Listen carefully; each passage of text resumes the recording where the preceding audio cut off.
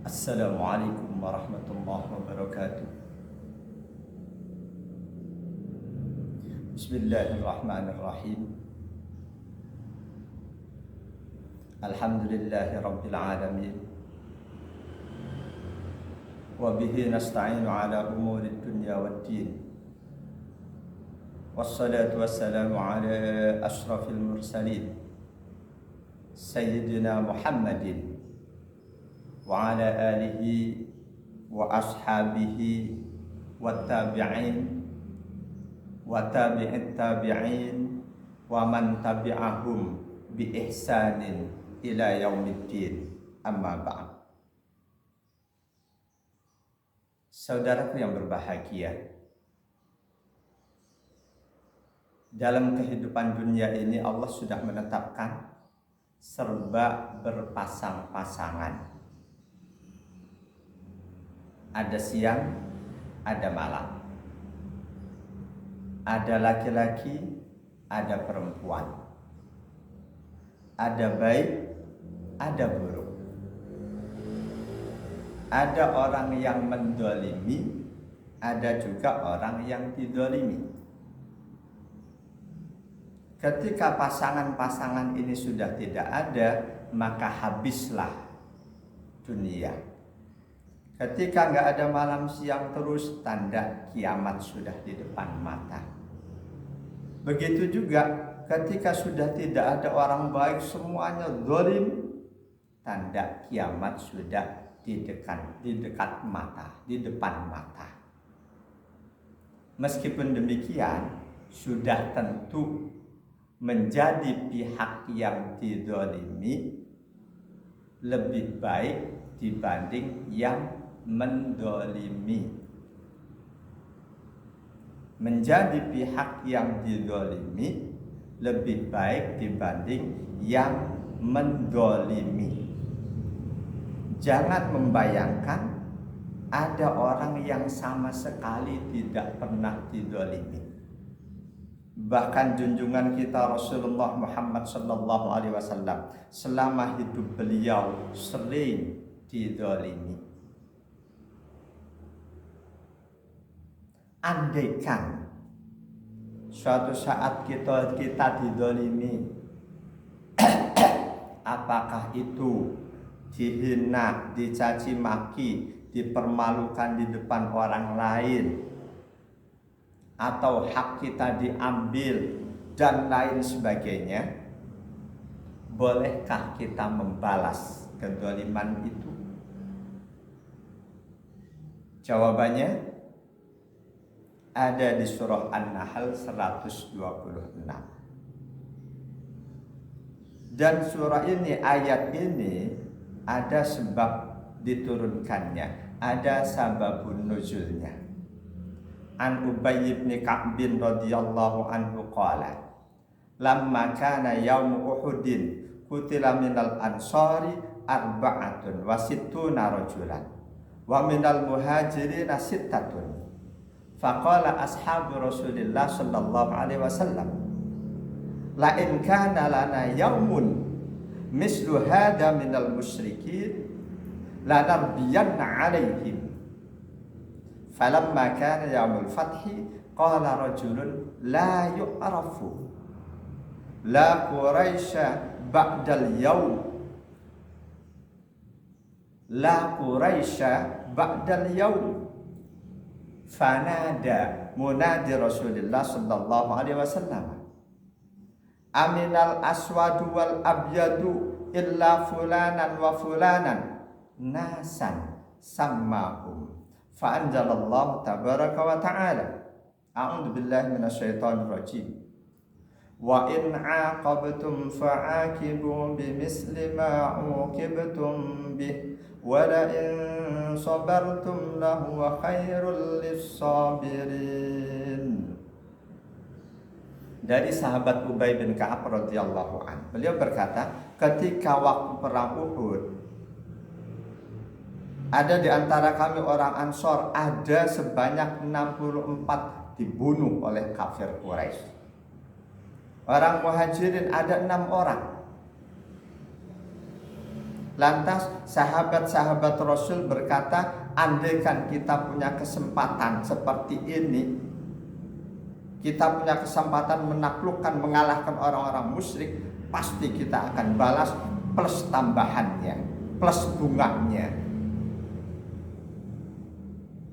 Ketika kesempatan itu datang pada saat hari Fathu Mekah, ada seorang sahabat yang tidak dikenali namanya berkata, hari ini Quraisy akan habis.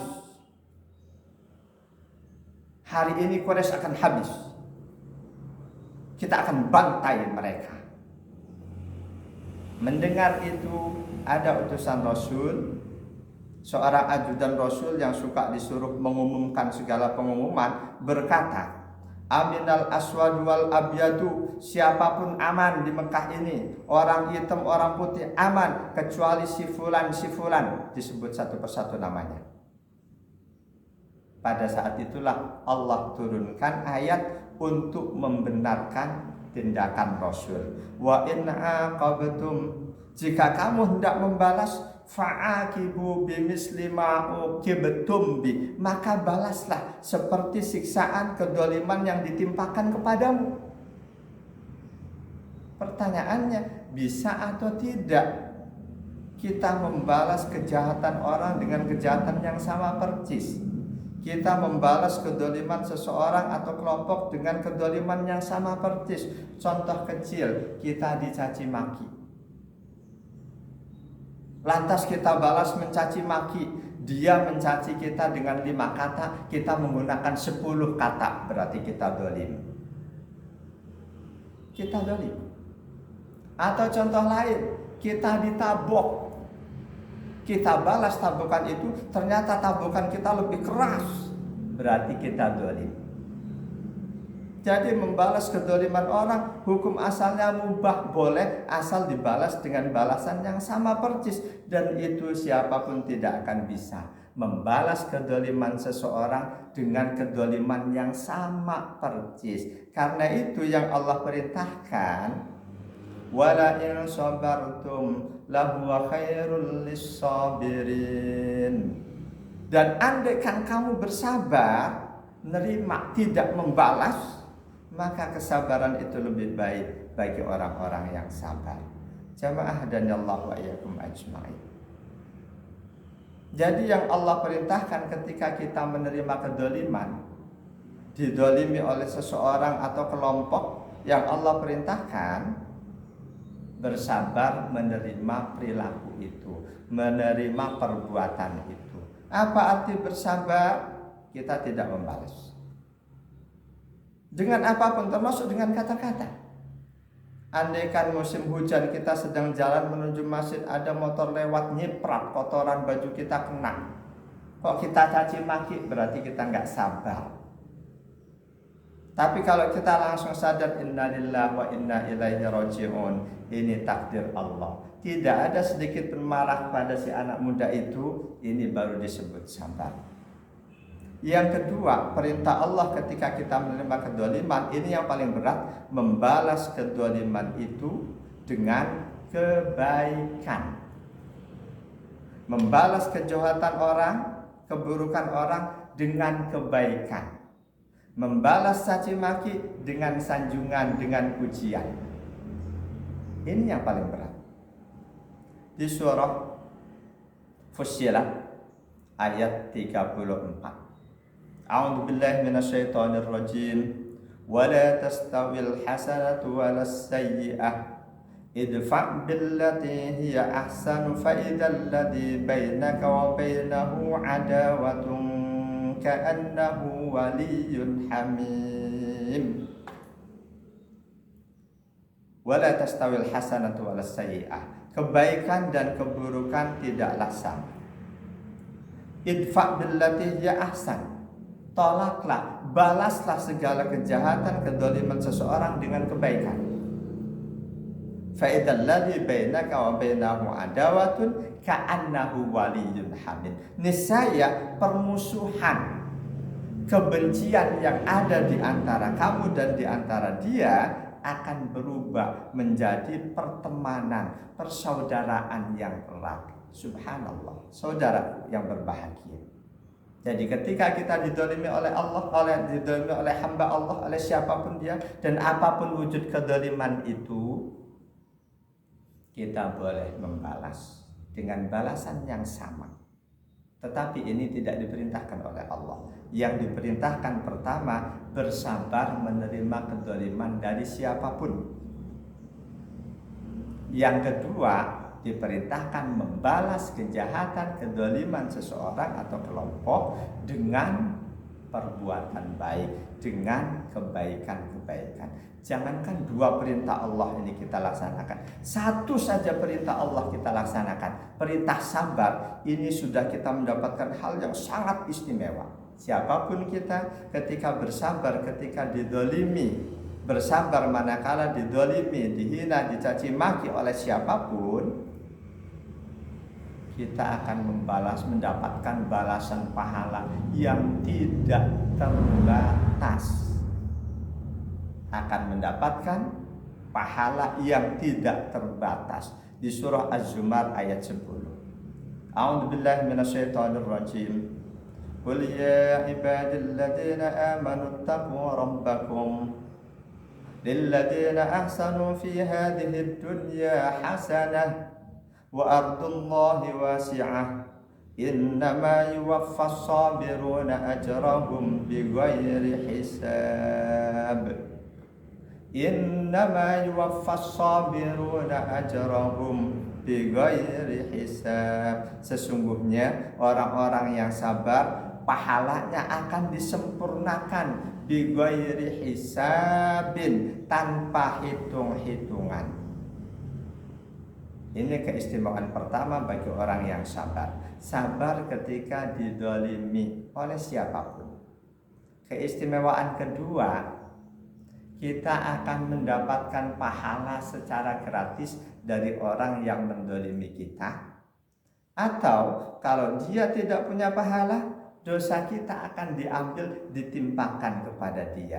Dalam hadis sahih riwayat Imam Ahmad, Imam Muslim 2581 dan Imam At-Tirmidzi. An Abi Hurairah radhiyallahu anhu anna Rasulullah sallallahu alaihi wasallam qala atadruna mal muflis? Qalu al muflisu indana al muflisu fina man la dirham lahu wa la mata'. Faqala innal muflisa min ummati ya'ti yaumal qiyamati bi sholatin wa siyamin wa zakatin wa ya'ti qad syatama hada wa qadhafa hada wa akala mala hada wa safaka dama hada wa daraba hada fayuqta hada min hasanatihi wa hada min hasanatihi fa in faniyat hasanatuhu qabla an yuqdama alaihi ukhidha min khotoyahum faturihat alaihi summa turiha finnar. Dari sahabat Abu Hurairah radhiyallahu an, sesungguhnya Rasul sallallahu alaihi wasallam pernah bertanya kepada para sahabat, apakah kalian tahu siapa yang disebut orang yang bangkrut? Para sahabat menjawab, bangkrut dalam pandangan kami wahai Rasul, orang yang tidak punya uang, tidak punya harta benda. Tanpa menyalahkan mereka, Rasul menjelaskan yang disebut orang bangkrut di antara umatku adalah orang yang di hari kiamat nanti dia datang dengan pahala sholat, pahala puasa, pahala zakat, namun di saat yang sama dia punya dosa, mencerca si anu, mencaci maki si anu, menuduh zina si anu, memakan harta si anu secara haram, membunuh si A, memukul si B. Selanjutnya kebaikannya, pahala-pahalanya akan diberikan kepada orang-orang yang dia dolimi. Ketika pahalanya sudah habis padahal belum cukup, maka dosa-dosa orang yang didolimi akan diambil dan ditimpakan kepadanya. Selanjutnya dia pun akan dilemparkan ke neraka. Inilah balasan bagi orang yang mendolimi orang lain, sekaligus pahala gratis akan diterima oleh orang yang didolimi sepanjang dia tidak membalas kedoliman itu, sepanjang dia ikhlas menerima kedoliman itu. Semoga taufik Allah senantiasa dicurahkan pada kita untuk kita selalu dapat menjadi hamba Allah yang tidak pernah mendolimi orang lain. Dan semoga pula hidayah dan taufik Allah serta pertolongan Allah diberikan pada kita untuk kita dapat selalu sabar ketika didolimi oleh orang lain. Subhanakallahumma wa bihamdika asyhadu an la ilaha illa anta astaghfiruka wa atubu ilaik. Wal 'afwa minkum. Wassalamualaikum warahmatullahi wabarakatuh.